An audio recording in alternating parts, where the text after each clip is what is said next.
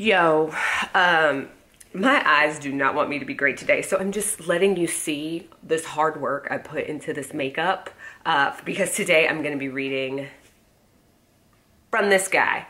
Girl. She's a girl. Or book. Books don't have genders. Anyway, I'm going to be reading from this today, but I will be wearing my glasses because I'm having very watery eyes. You guys will be perfectly fine. And I'm actually going to be reading from my phone because a significant amount has changed since this was printed. So this is what we're going to do. I'm going to hold it up and pretend like I'm reading from the book and actually read from my phone instead. You'll be okay, I promise. Okay. Chapter 1, which in this book begins on page 9. There's a bit of content before the first chapter in Shuri, but I hope you'll dig it. Anyway, chapter 1 is called Princess. No sooner than Princess Shuri places her mission log Komoyo bead into its nest for upload, her mother walks in and waves her nose. My goodness, Shuri, what have you been up to in here? Mother, Shuri exclaims, darting around the room, collecting flasks and vials and odds and ends in a futile attempt to clear some of the chaos. Despite the lab being a sacred space created just for her 3 years ago as a 10th birthday present from her darling brother, Shuri knows how Mother, in all her queenliness, feels about messy spaces, especially work-related ones. Did you not see the experimentation in progress sign on the door? You're supposed to ring the bell. Queen Ramonda flicks the notion away as if it's little more than a pesky insect buzzing around one of her elaborate head coverings. Shuri often wonders whether her mother's myriad hats, wraps, and scarves put a strain on her neck. I'm serious, Mother. What if I'd been testing the effects of gamma radiation on Vibranium or something? You could have been injured. The only thing that could injure me in this place is the turmoil, or perhaps the stench. Have I not told you? A cluttered space is the sign of a cluttered mind. Yes. You've been telling me that since the time I used to dismantle Baba's gadgets in my pre-primary years. Shuri grabs the unrolled bolt of shimmering gunmetal fabric that lies draped across 2 chairs, the shoulders of a mannequin, and a pile of books, and begins to roll it up, knocking over an open box of circuits and loose wires with a deafening crash in the process. Raimonda's fingertips go to her temples. Beloved ancestors, why do you vex me with this child? You know you love me, Mother, Shuri says as she trips on a panther boot prototype and goes sprawling. Oops. Queen Raimonda sighs. Yes, I do. She reaches down to pull her daughter to her feet, which is precisely why I am here to escort you to the dress fitting I've no doubt you've forgotten about. Shuri's smile tumbles to the floor, landing somewhere in the pile of fishy-smelling material. Dress fitting? My point precisely. Come on now. Aw, Mother. But it's no use, and Shuri knows it. The Queen's word is final. So with a huff and a longing glance over her shoulder, she trails her mother out of her favorite place on Earth, all the way to her least favorite place, the glorified, oversized closet with bathroom space that comprises the Queen's dressing chambers.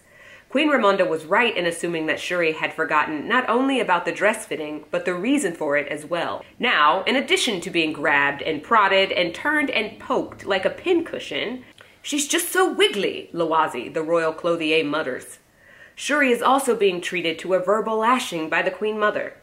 How does the princess of a nation, who is first in line to the throne no less, forget about the Typhon Gao as if it means nothing? Mother is pacing. Shuri hates it when she paces. Relax, Mother. Eek! Shuri shrieks as she's pinpricked again. I will not relax. At least one of us has to take things seriously, Shuri. It isn't as if the tribal elders gather frequently. These meetings are vital for the continued unity and well-being of Wakanda. This particular one especially. As Shuri now knows, Mother has been walloping her over the head with it since the moment they'd left Shuri's lab. There's a council meeting this afternoon. It's the final one scheduled before Challenge Day. During this meeting, the tribal elders will discuss security concerns and other important matters. So fine, it's one Shuri probably should have remembered. That being said, Mother does seem more vexed, as she likes to put it, about things than Shuri feels is warranted. Mother, is something wrong? Shuri asks as Lawazi finishes removing her from what feels like a fabric cocoon and begins to pack his pins, needles, and the like. Of course not. Why would you ask that? The queen replies. As the clothier exits the space, she drags Shuri to a velvet-topped stool at the center of the vast room and shoves her down onto it. Perfect timing on the fitting. The braiders have arrived. The braiders? Shuri's arms cross over her head. But why? Tuh! You think I would permit your appearance in front of the elders with that mess on top of your head? There is nothing wrong with my hair. Tell it to the gods, Ramonda replies. Perhaps they will hear you. At that moment, 3 women with luminescent brown skin stride into the room wearing identical blood-red silk robes with matching cylindrical caps. They look, to Shuri, like angels of scalp death. She wishes she had a small vial of heart-shaped herb essence to drop on the floor. There is no doubt the beautiful braiders would all flee from the fishy stench. Forgive my impropriety, Mother. I won't have to if you refrain from being improper, Shuri. The princess huffs. I was just thinking. T'Challa has promised to make me the Minister of Technology and Advancement in just a few years' time. Wouldn't this time be better spent in my lab, building and experimenting and discovering new uses for our beloved Vibranium instead of these, ouch, relatively impractical aesthetic pursuits? Ow! If the princess would not mind holding still, the braider on Shuri's right says. They have her surrounded. One on the left, one on the right, one at Shuri's back, and Mother standing sentinel in front with what Shuri knows are wildly bejeweled hands clasped behind her.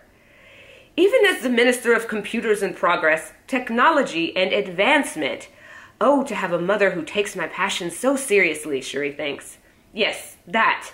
Even with that role, you will still be the sole princess of this nation, Shuri. You are a royal. Bast chose to bestow upon your ancestors the mantles of ruler and Black Panther. Looking the part is an inescapable aspect of the position.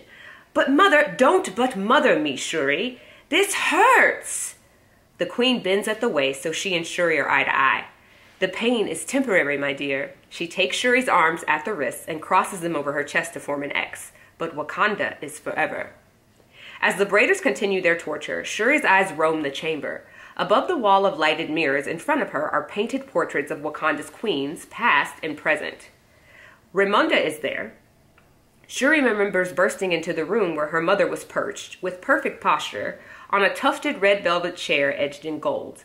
The princess was 6 years old at most and wanted to show her mother her latest creation, a drone with a vibranium-centric flight mechanism that used sound waves to stay airborne. The louder the noise, the closer the thing would fly to it. Which the painter found out the hard way. Out this instant, he boomed. And the drone flew right into the still wet nose of Mother's portrait. Shuri smiles at the memory, but as her eyes dance over the other queens, everyone is there, from her father's mother to that grandmother's grandmother's grandmother. A little well of disquiet opens up inside of her. Her gaze sticks on Niamh, T'Challa's birth mother. The woman passed away long before Shuri was born, but Shuri knows that before she married T'Chaka, Shuri and T'Challa's father, Niamh was the chief scientist of Wakanda. Did Niamh step away from her scientific pursuits when she became queen? Did she shirk her lab gear for fancy dresses and glittering jewels and elaborate headwear? What about the other queens? Did they have endeavors beyond occupying the throne? It's not that Shuri believes her mother's job is frivolous. She's fully aware of the mental and emotional fortitude necessary to spearhead diplomacy for an entire nation, even one that remains hidden from the world at large. But what else were queens permitted to actually do? And what of the other princesses? There certainly was no tribute to them anywhere, at least not one Shuri's seen or heard of. How many of the queens looking out over this most queenly of rooms in the royal palace birthed daughters? Had any of those princesses been scientists, tinkerers, builders of drones with vibranium flight mechanisms? Clearly their brothers ascended to the throne and took wives, and those wives are the ones featured in these portraits. But what of the royal daughters? Shuri is snatched back into the present as the braider on the left rips through a clump of tangled coils with a fine-tooth comb. Weapons of mass destruction, those things, she once complained to her mother. The women above her are chattering about Challenge Day. Do you think anyone will come forward? One is asking. To face T'Challa, another replies. They'd have to be mad. Agreed. T'Challa's the fiercest Black Panther Wakanda has ever seen. But the same was said of Baba, and we see what happened to him. The thought arises in Shuri's head unbidden, surprising her with its sharpness, its truth. An image of T'Challa, holding Baba's panther habit in his hand, floats before Shuri's eyes. She blinks it away and returns her focus to the portraits. Whether or not those women, or their daughters, had active roles in keeping Wakanda safe, Shuri doesn't know. But she does know one thing. T'Challa requested her help. She has to figure out that habit. So, yeah, this comes out. Oh, by the way, this is first chapter Friday. I don't think I actually said that because my eyeballs are just being really rebellious right now. This is out in just a couple weeks on May 5th, 2020.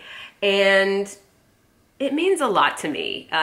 It's a book where I finally got to write a version of my own younger self who was very nerdy and loved science. And like in 7th grade, I was like devouring Michael Crichton books. So getting to write a version of myself who wasn't getting made fun of, but was in fact, saving not only the day, but her country. Man, I can't tell you how powerful an experience this has been. So check it out. Hope you dig it. I'm gonna go wash this stuff off of my face now before I start weeping mascara. Have an excellent one. Goodbye.